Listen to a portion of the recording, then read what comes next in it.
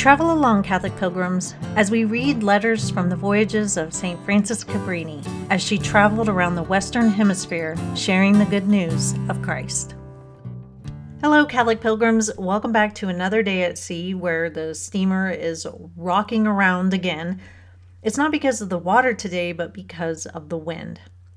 Today, Mother is going to talk about grace.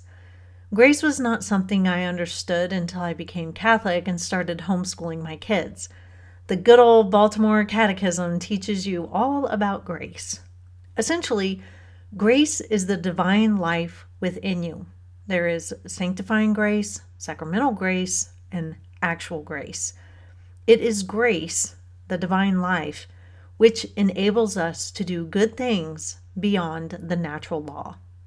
Let's hear about grace and gratitude as we turn to page 243. September 7th. The wind has not ceased yet, and the steamer is tossed about as if it were a mere shell. The sea, however, is calm, and this contributes to our feeling much better, giving us the opportunity and pleasure of doing some good. On deck, we contemplate the vast horizon, and in the immensity of the ocean, we see reflected very brightly the attributes of God, especially His power, His wisdom, and His goodness. How great and admirable is our loving God in His works. He made everything, made it for us, and great should be our gratitude. It ought to be an immense source of comfort for us to remember the many favors we have received, and by which every hour of our lives is marked. We should often in spirit adore the hand of the sovereign donor, for every grace is a special act of the love of God. This vast multitude of graces should not render us indifferent or negligent in showing our gratitude, for the multiplicity of them does not diminish their value, but rather increases it and makes it more valuable. Let us frequently consider the graces with which we are continually surrounded through the immense goodness of God. Let it be an incentive to warm our hearts with holy gratitude, which in turn will inebriate us little by little with divine love.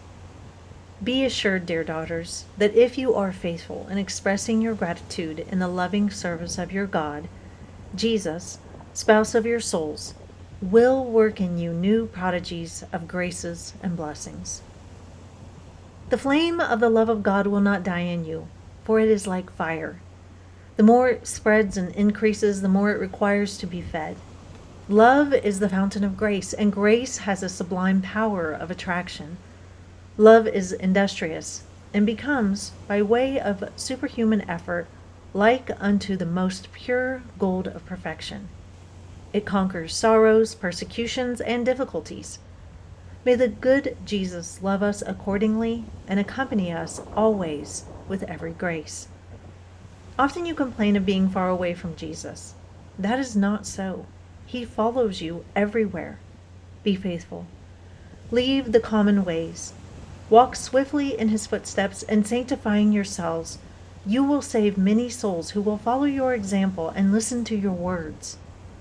If you love God with great fidelity, it will follow that all your actions, sufferings, and affections will be marked with the divine seal, so that your fidelity, your loving work, which in its beginnings is like a small stream, will grow in its admirable course and become like a broad river.